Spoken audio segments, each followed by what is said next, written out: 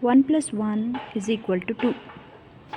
The above statement represents how abstractions are created based on concrete physical things and how these abstractions can make modifications to the physical things.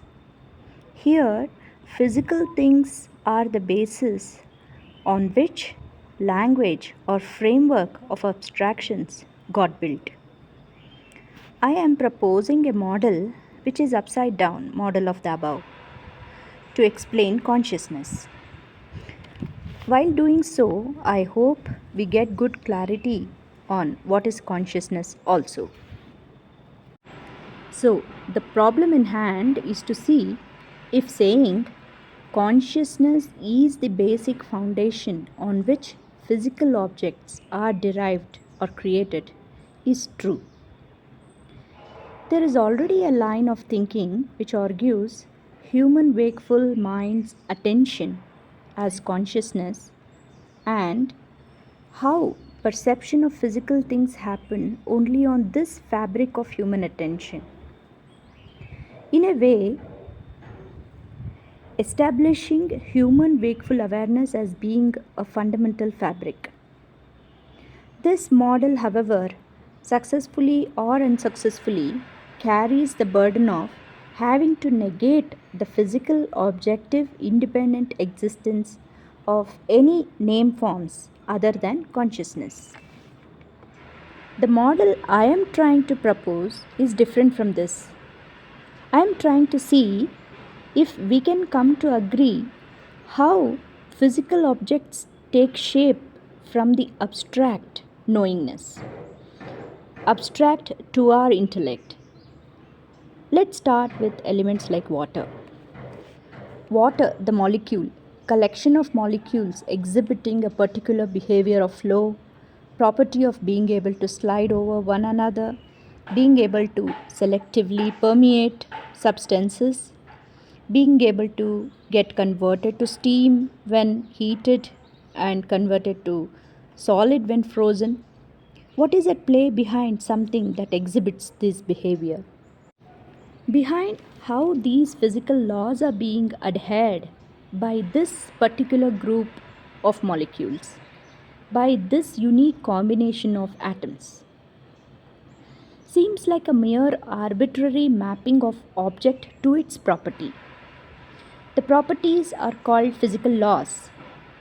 But how the physical laws come into being when a certain physical form is considered is not explained. For example, if the intermolecular force is so and so, then the substances is in the liquid form. If force is less, then it is in gas form. Force is more, it is in solid form.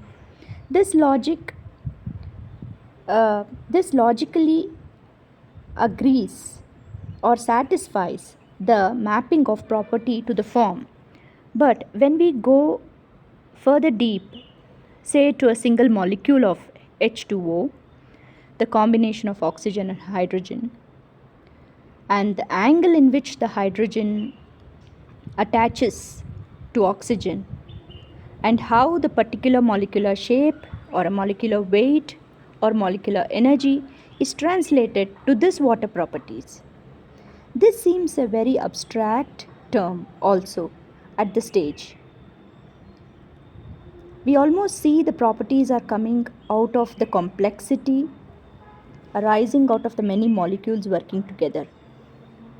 Meaning, at this level, it kind of suffices to associate the properties to the actual physical objects. So, still the physical objects are holding as the basis for the properties.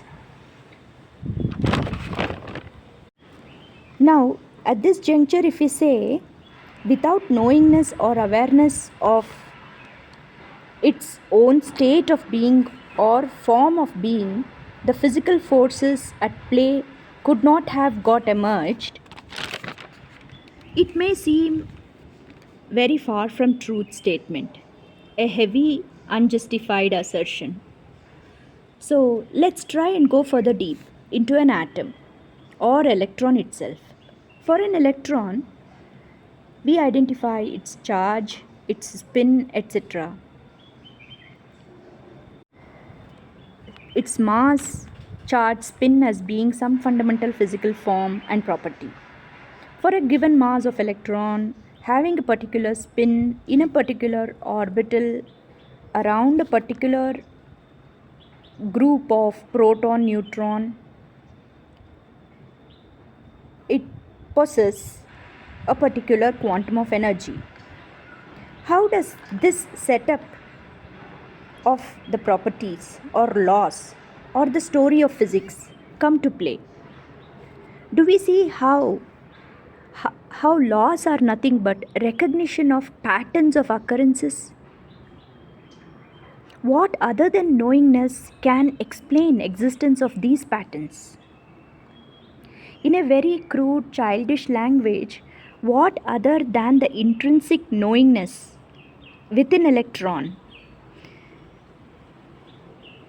a sort of I am this form and I am characterized with this nature, can make the laws come about? Now, minus this knowingness from the system, laws will be just recognition of pattern, not the explanation of how it came about.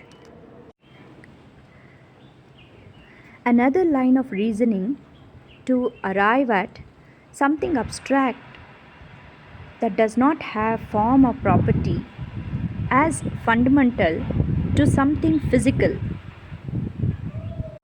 goes as follows. Imagine a pitch dark night.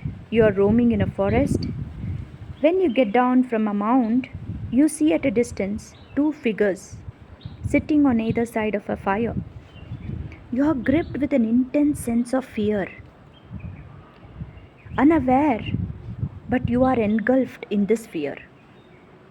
Then you think about the fear. There is a thought about the fear. Maybe the figures are resembling some fearful beast that scares you, or you see some weapon they are having, or you have heard that there is a cannibal tribe in this forest. Now, this thought about the fear that you are experiencing is letting you see that you were the one who was feeling that fear. You are actually the person who is simply feeling such and such a fear for such and such a reason. Then after a moment you think, you get another thought that probably you are dreaming about all this. Now, with this thought about the thought experienced a while earlier, you know that the truth is you are a person with a particular name, profession, relationship, physical form, responsibility, etc., who slept and dreamt of being a lost traveler in the forest, who became engulfed in fear. Then you think about the truth of the wakeful person that you are. Now, this person, very truly, was also a child who did not know talking or walking. The same person was also a bachelor, desperate to find a job, and so on. Now, this thought that you are the knower of some person who was getting into something and who was becoming this and that.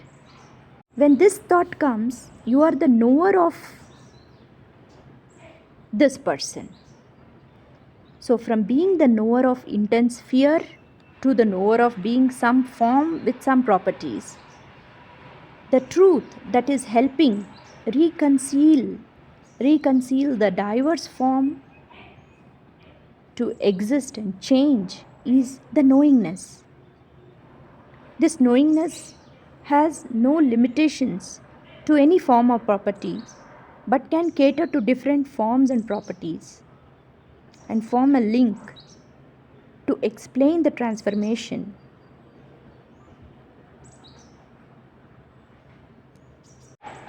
Without this knowingness, all the different things are simply arbitrary arrangements only.